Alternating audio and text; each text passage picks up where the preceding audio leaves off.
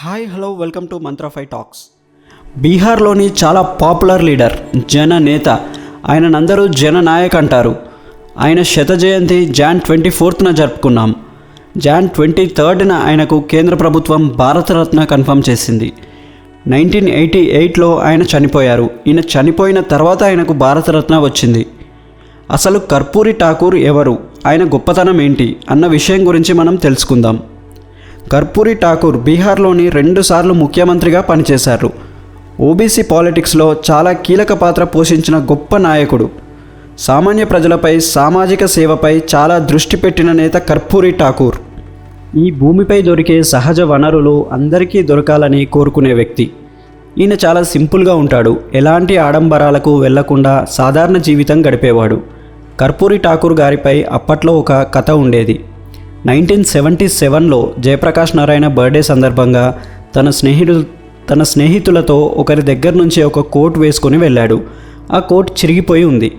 కర్పూరి ఠాకూర్ గారిని అలా చినిగిన కోట్తో చూసిన అందరూ తమకు తోచినంత డబ్బు ఇచ్చి కోట్ కొనుక్కోమన్నారు.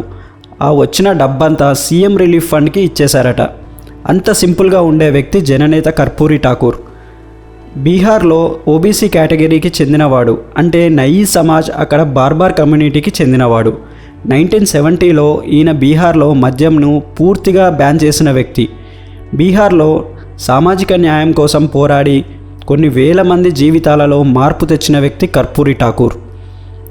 1942లో క్విట్ ఇండియా మూమెంట్లో పాల్గొన్నారు. భారత స్వాతంత్ర ఉద్యమంలో పాల్గొని 26 నెలలు జైలు జీవితం గడిపారు. 1952 బీహార్లో ఎమ్మెల్యేగా ఎన్నికయ్యారు. ఓటమి తెలియని నాయకుడిగా ఆయన చనిపోయే వరకు ఉన్నారు. ఈయన 1988లో చనిపోయారు. కర్పూరి ఠాకూర్తో కలిపి ఇప్పటి వరకు 49 మందికి భారతరత్న అవార్డులు వచ్చాయి. 17 మందికి చనిపోయిన తర్వాత వచ్చాయి. భారతరత్న అవార్డు సమాజం కోసం పోరాడిన వారికి మాత్రమే ఇస్తారు. 1954 నుంచి ఈ భారతరత్న అవార్డు ఇవ్వటం మొదలుపెట్టారు. సంవత్సరంలో భారతరత్న అవార్డు 3కి మాత్రమే ఇవ్వాలి.